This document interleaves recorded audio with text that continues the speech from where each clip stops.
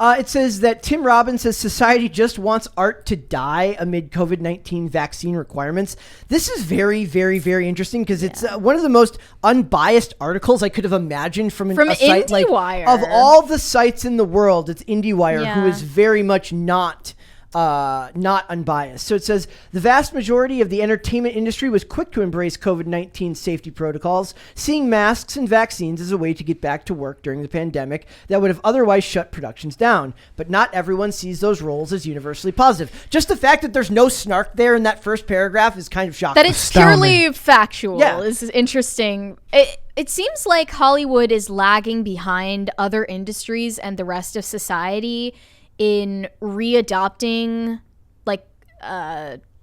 normalcy. Well, also wasn't there or normality, as you would say it? Yes, Brett. guys, always resist the urge to say normalcy. Bring back normality. But just today, wasn't there that meme about how we need to forgive people for like the way they talk to other people during COVID? Probably. To which everyone should say, you mean wishing death on me? Yeah. Totally forgive you for that, but I won't forget. So he says, in a new article with Matt Taibbi on Substack, he expressed his concerns that too much pandemic-related caution could ultimately make the arts less accessible. So he's an artistic director. Yeah, not just an actor. Yeah, for a theater company that's in LA. And he told Matt Taibbi that he had to postpone the reopening of this theater because his only other choice would be to require vax cards basically at the door. And he didn't want to prevent people from being able to get in. He felt that would limit access to the arts unfairly, which I totally agree with. Yep.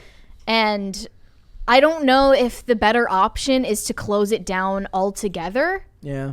I think that he should have. I think that's kind of bold. He probably should take this to his local governance to change this. Because this is an exclusively American and perhaps Canadian issue.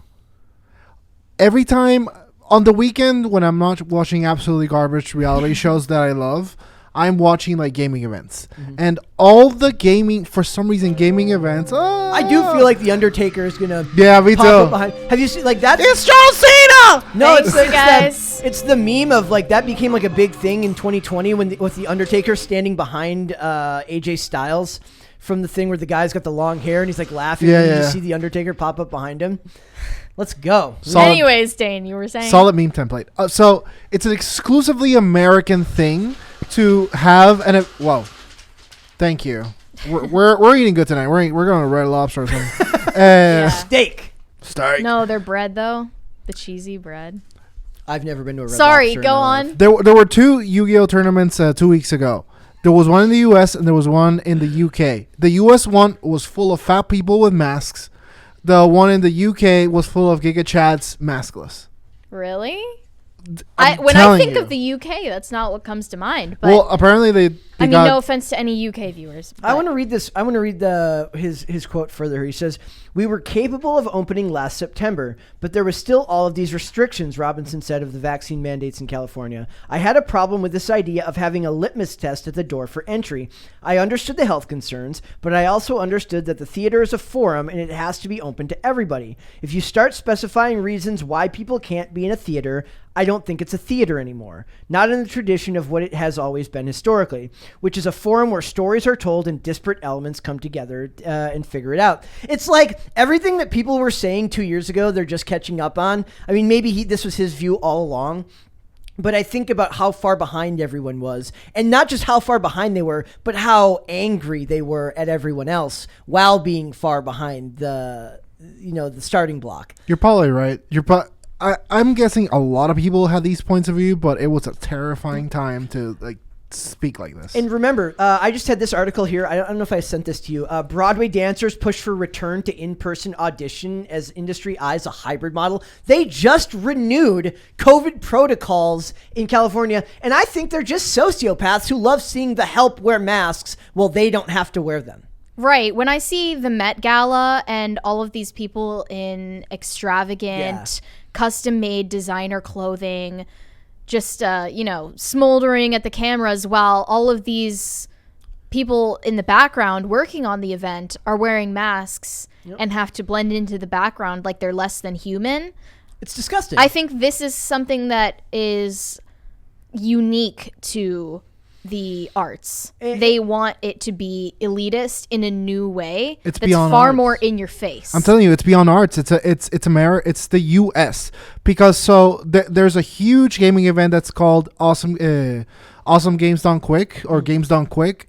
It raises millions of dollars for a nonprofit. I think it's Doctors Without Borders every year. They were gonna hold the event in Florida. And they're going to change it from Florida because they didn't require masks to attend the event. Yeah, and they don't like DeSantis, I'm sure. Really? Yeah, so it's like a political American thing. Everyone else is over this. You mean they are leaving Florida or going to They Florida? are leaving Florida because in Florida, you don't have Really? to force people to wear masks. Serge X says Laser Eye Mary versus Bad App Hell in a Cell. Based. Ladders match. As long as Mary comes off, like she has to throw she has to throw Bad App off the cell like the Undertaker threw Mankind through the announce table at Royal Rumble, or I'm sorry, was it? I don't remember what pay-per-view it was. Long time ago. 98. Please don't imply that I would ever touch him, ever, in any context. So, in this, it says the protocols which have been in place for 2 years were set to expire on Friday night. This article's old, by the way. I just wanted to use it for a point of reference because they talk about the unions, the industry unions, including SAG-AFTRA, the IATSE, and the Directors Guild of America. Remember, we've been hearing a lot more about unions in general because they had to kind of push back on Warner Brothers for getting rid of their directors' workshop, which is in their collective bargaining agreement to have to keep that with the company even after they restructured Warner Brothers Discovery. And then he says here at the end, there's a very, very interesting part that he says at the end of this article. He says, I feel there's these forces within our society that just want art to die, he said. It's now not only just scolds from the right, like the old days when the moral majority wanted art to die. Now it's unions and people that are, again, claiming virtuous reasons for all of this. The truth is, a lot of local theaters has failed, and the pandemic helped put the nail in the coffin. He's right about sort of death of local theater and more high arts. It's interesting that with the gradual reopening and return to normality after COVID protocols, that we had to evaluate what was essential and what was like most important to us.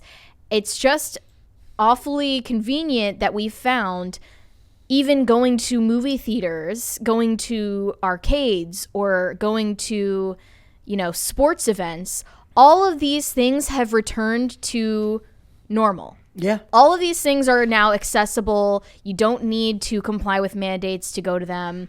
Everything's ostensibly the way it was before, except for the higher arts. Watching a play. What was the lady in person, things like that. Who was the lady that we didn't talk about her on air, but it was the theater lady who yelled at the people for not wearing their masks in the theater during the show? Oh, I forgot her name. Patty Lupone. Yeah. She yells. She literally yells. She has yells. a history of also yelling at the audience before COVID. I found a video of her in 2009, I think, yelling at the audience for taking pictures in the middle of the play. Yeah. Like screaming at them, and she gets the audience to applaud her as she does it, as she interrupts the act to do that. So she has a history of getting angry at audience on stage and interrupting things for that purpose. And if I remember correctly, she's just like, well, I'm a diva.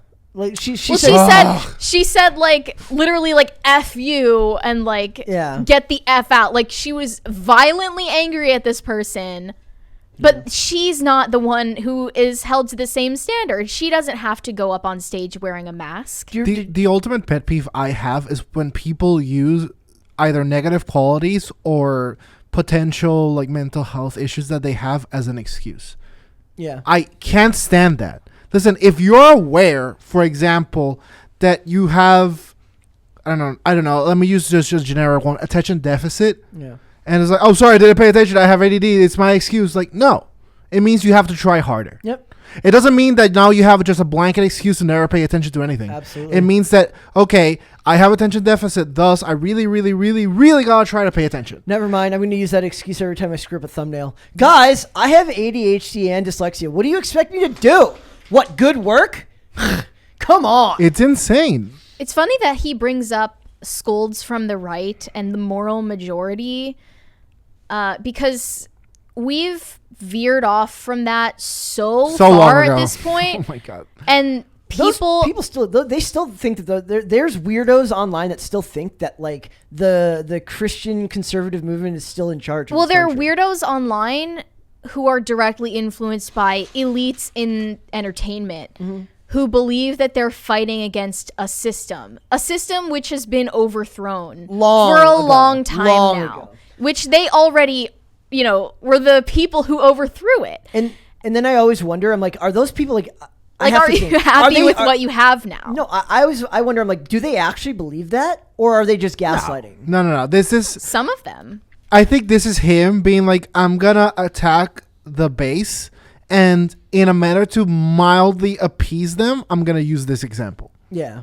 that's it. He's just covering his bases. Like the fact that some people still think there is a satanic panic in our broader culture, and they, dress up as, we're going to talk about this later, I suppose, because we're talking about Halloween costumes, but like they dress up as a priest for Halloween because it's considered subversive. Edgy, yeah. And it's like, this isn't subversive anymore. That system was overthrown, toppled on its head. It is gone. It is dead and gone.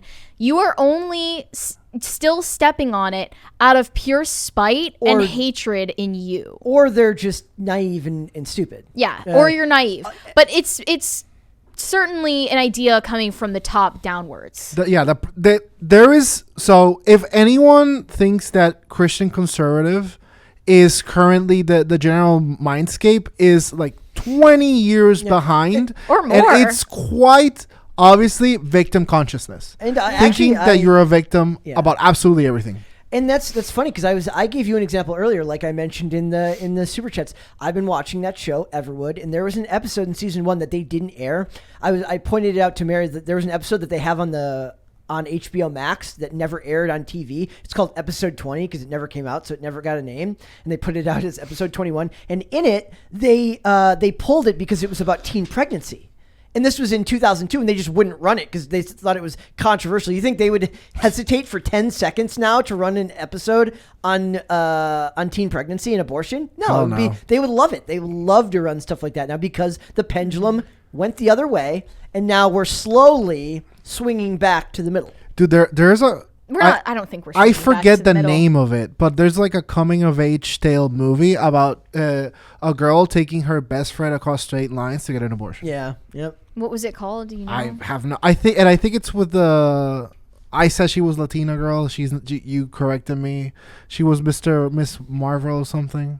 Brie Larson? No. Or sorry. Imani. Vellani. Sorry. Baloney. Yeah. Iman Vellani. Yeah, that's her name. I'm pretty sure she was the actress. Maybe.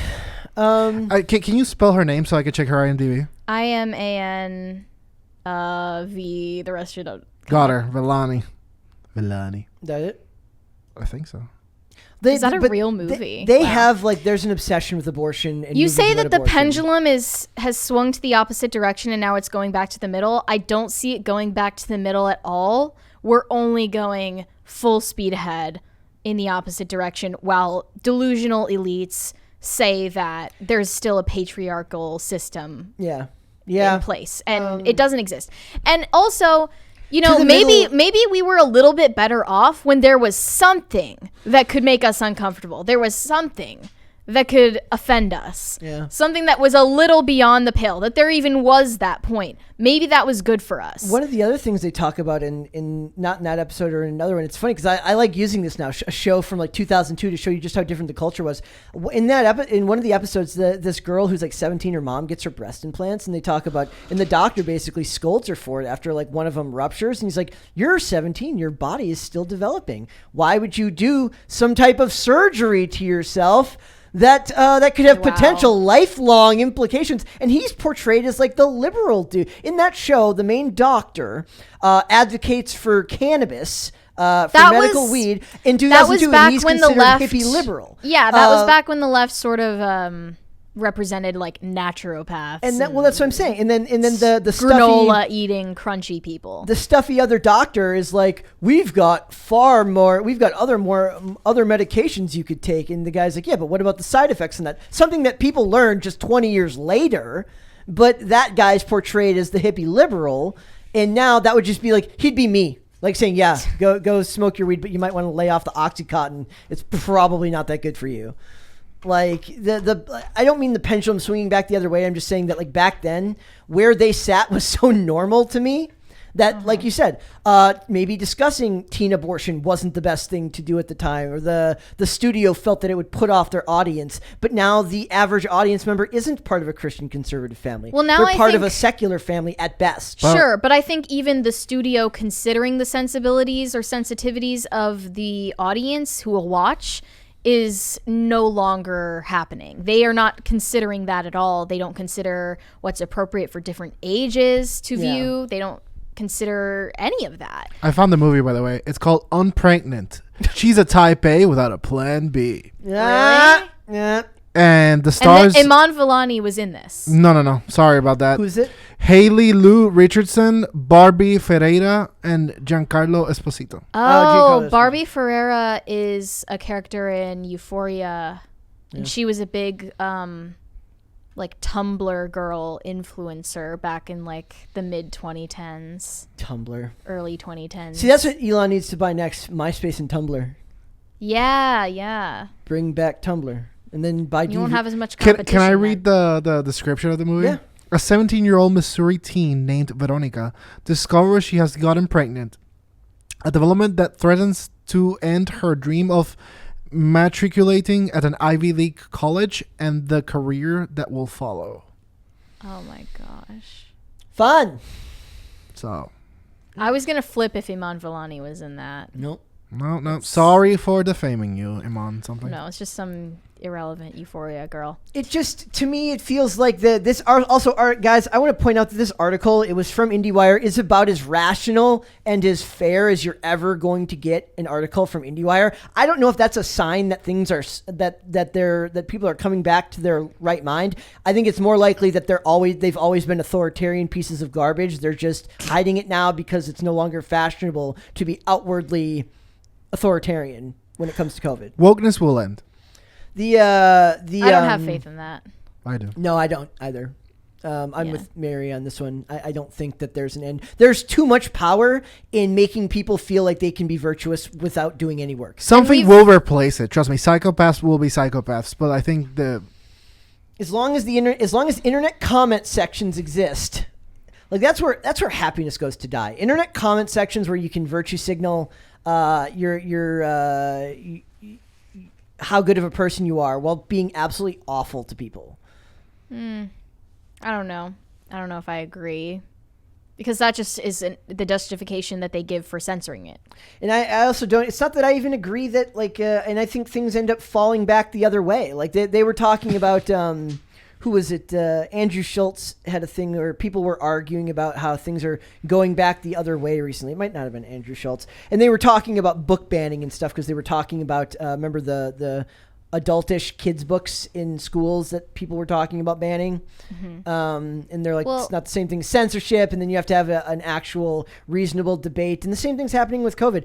People are going to pretend. I do believe this. I do believe that people will pretend that they had a rational opinion about COVID the whole time. Oh, yeah. They didn't.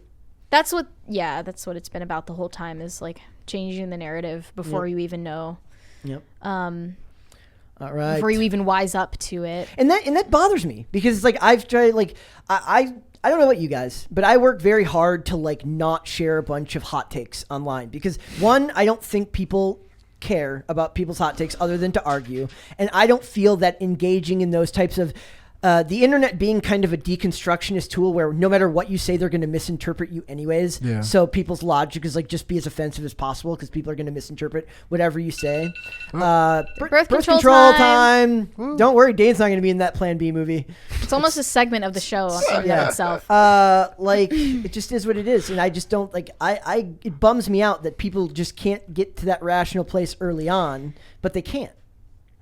Yeah, people are naturally drawn to being to having authority and power over other people. That's why the religious right or the scolds on the right that he's talking about have essentially been replaced with people who are temperamentally exactly identical.